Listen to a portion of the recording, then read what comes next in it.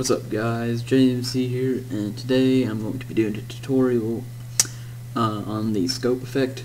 I guess what I'm going to call it. Baker did it in one of his edits, and I just kind of tried to replicate it and then edit after mine, and I guess it did okay. And I don't think Baker's done a tutorial on it yet, so I'm going to do one before he does. So I don't know how that's going to turn out. He might do it a completely different way than I do, but I have a pretty good idea how he does it. And so yeah, that's what we're going to be working on today. So I'm going to go ahead and drop my clip into a composition and go ahead and kind of cut it out the way I want it. Yeah, you're going to want to, like, see, I would Twixtor before this zoom in so I can cut it right here. You always, you want to pre-comp your clip. You have to make a composition with that clip in it. So I'm just gonna go ahead and shorten this, call this clip 1. But you want your clip in a composition before you start adding Twixtor and stuff to it. That's how you start out with this effect.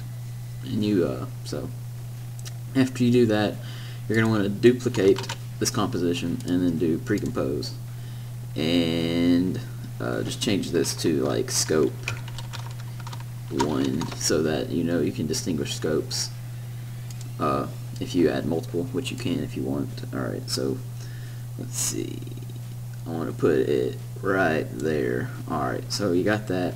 Get out where, put your little timeline thing where you want the clip to pause, go to time, and then go to freeze frame, and then take your little ellipse tool, which is up in the top left, and just make a circle. It doesn't have to be perfect first off, and then just shape it until it fits right, and that looks good. And then what you're going to want to do is feather that kind of like that, and then you don't want that shadow to be like this little, I call it the shadow, but it's just like the fading of the clip. You don't want that to be outside the circle, so what you're going to do is open up mask expansion, and you're just going to drag it in until that little shadow looking thing comes inside, so it kind of looks like that, and you kind of get that effect right there. Alright, now what you're going to do is come back over here and so you have this frozen frame all over the entire clip. That's okay.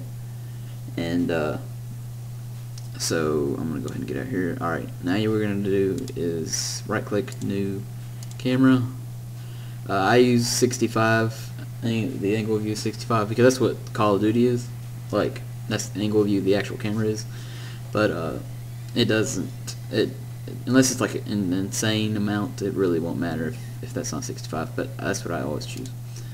Alright, and you might get that warning, or you will get that warning if you haven't done this next step, which is you want to click this button, toggle switches / modes, which gives you up this second set of things to click on, and to give it a 3D check mark thingy majigger.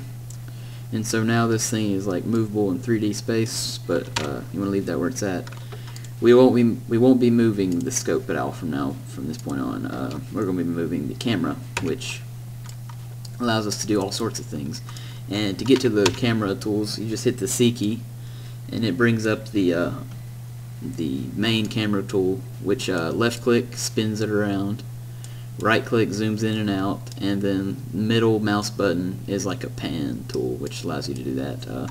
I'm just gonna hit U twice to bring up all of the settings that have been changed, and I'm just gonna hit reset, and it's gonna bring it back to normal. Alright, now up at the top half of the camera positioning transform thing, you want to keyframe point of interest and position, because you'll be changing both of those, and then you'll want to line it up with the scope. So just get it way down here, and that fade will allow you to, you might want to fade it some more. Here, you see, you want to kind of get it that opacity to not have a line, so that you have some room for error. Whoops, I went the wrong way. There we go. So it kind of gives it that like that. There we go. Alright, so that it can kind of like fade into it, so we don't have to worry about having to mask out this little thing right here. At least I don't. You might want to, but you don't have to. Alright, so get back our camera tool and then move ahead a few frames. At least like just try to notice which way the scope moves, and as soon as it starts to change like direction of which it's going, that's when you want to start trying to line it back up using the 3D tools and see it kind of goes with it. And you just want to line it up every chance you get, zooming in and zooming out and all sorts of stuff. You can't see through it too much, so I'm gonna go back over here and alright, yeah, so we'll just lower this a little bit and extend that out kinda like that and all kinds of stuff. Alright. You just want to keep on messing with it until you think it looks right. Alright, so we got our camera tool out. Alright, so just gonna keep on lining it up. Okay, that's a little too far. Alright. And you just want to see how well it lines up. It kind of jumps out right there at the top, so I'm just going to move it down a little bit. And then keep on lining it up. It's not the most fun process, but it gives a good look at the end after color correction and all the effects that we can add to the scope to make it look cool. Alright. So we got it tracked so far. And right here is probably the last frame before it goes into the actual scope. And then what you'll do is we'll zoom in here so we make sure we get this right, and we'll just Control-Shift-D, and then which is cutting the clip. And what that does is it just splits it so that there's this layer right here is no longer a part of the well, it's just not there. So yeah, if you're doing this tutorial, you probably already know what that is, but just in case. And so it kind of wiggles, but that's okay. A real scope, if you're not completely straight with it, it's not going to look like that anyway, but it's just a cool effect. Alright, so what you're going to do after the shot, hear me, go ahead and move this out so it's not in my way. Alright. Takes forever to shoot the guy, come on. Alright, so now what you're going to want to do is, you probably don't want to use that same scope because the guy's going to be dead now and he's not going to be zooming in there.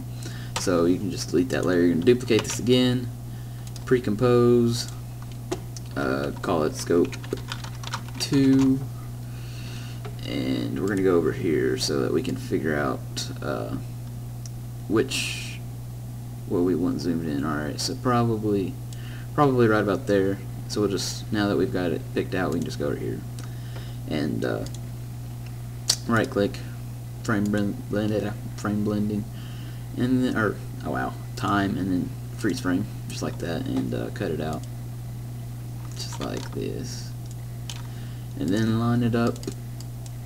Okay, there we go, and there we go. Alright, feather, which is hitting F on the keyboard, will bring up the mask feather right away. And then hitting mask multiple times brings up, or hitting an M key brings up the mask properties. And then we'll just kind of mess with it, kind of like that. And then, alright, looks good. Alright, we'll go back to clip 1, and then we will trim this down to where we need it. So it'll be right after he lets, well, it's just for an effect. So hopefully no one's really getting mad at you, since even though that's the scope thing, most people won't care that it's not exactly right. One thing you want to do though is make sure you re-keyframe those by hitting these two buttons and then just dragging it one frame before so that you don't mess up anything over here. I just do that as a precaution. Oh, and make sure you set this as a 3D layer. I don't know why I'm so off today. Alright. Alright, we got it lined up. Move it out a little bit, re-keyframe, and looks good. Move, see how that looks. Oh, it came off a little bit right there, so we'll just get that fixed. Alright, move out here, time consuming. Alright, tracked alright, and then move it back some more. and that looks like it jumped right there, so we'll just fix that keyframe. Move it out here. I think I'm gonna have to fix it again because that's all that it jumped. And you always kind of want to have it moving, especially because if it doesn't move whenever it's supposed to, it kind of looks weird. Unless you're like twixtering on and off constantly, which that doesn't change it too much. I need to feather this a little bit more, and then increase the, alright, yeah, it looks better. And then we'll keep on keyframing. Takes a while to keyframe, but I can get you my show you my technique so that you can apply it and maybe build on it. And you just got to keep on going back and forth, making sure that it lines up right and stuff. Like here, you can see it kind of wobbles and goes the wrong direction. You just got to fix that if you're really picky. I'm not too picky. You probably tell in my edits that it doesn't always match up right. But if you're twixtering on and off and fast and slow, and it's not going to make that big a difference whenever you go in to do that, because you won't be able to have a fast enough eye to see that it didn't line up right. And it clips off right there, so we'll just cut this clip.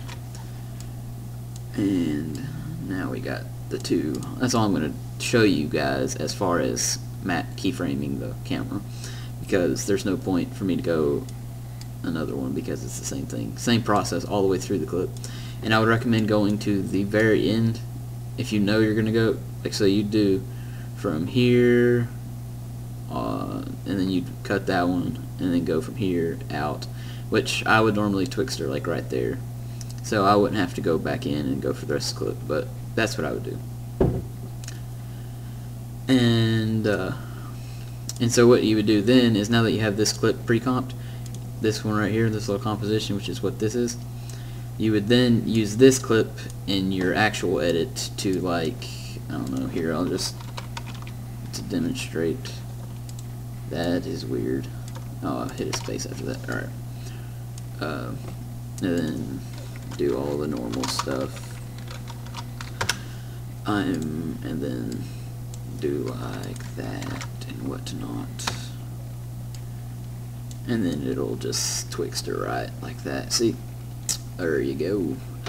Alright, now some cool effects you can add is like Trapcoat Shine is a good one to add, Glow is a good one to add, changing the color of it is also good to add. Like here, I'll show you an example. So we'll go over to Scope 1 and let's do Glow.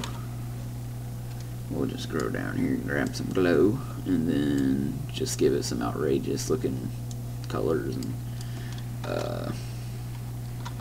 I don't know, things like that. And what you can also do is add, say if you have Trapcoat Shine, you can add Shine to it and it'll give it a really neat look. Notice how it cuts off at the tips of the composition.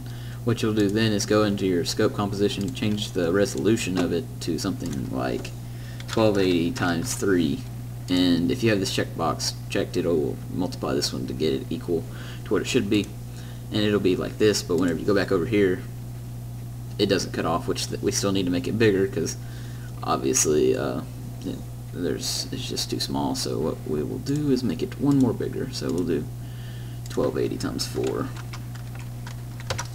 Hopefully that won't be too much on our computers. Alright. No, it's not that bad. Alright. And then you can mess with the Trapcoat Shine settings by changing the direction of the of it. Kind of looks like that, and it's just nice. And you can animate the source point so that it's like always coming from down the scope. Like, see it like that. And you can probably change the ray length so it's not always on the on it. And then I would set it to add. Yeah, I'd set it to add, and then using different presets, you can use it at presets or you can make your own, but it's always nice to have something like that. But it probably would be, Trapcoat Shine is a very like video card or like intensive like plugin. So like if you don't have the best video card, Shine probably will take a while to like render out for you. But as far as that goes, that's another nice effect. And when you add like color correction and stuff, it'll make the whole scene come together and stuff. So that's good. And yep, that's what it looks like. And that's our tutorial for today. If you want me to do more tutorials on anything, just post a comment, give me a link to the video if it's hard to explain, and just tell me what time, or just give me some random tutorial that you would like, and I will try to do it. I don't know how many of these I can do or how well this one will turn out, but thanks for watching. Like, comment, and subscribe, yo, and yeah, talk to you noobs later.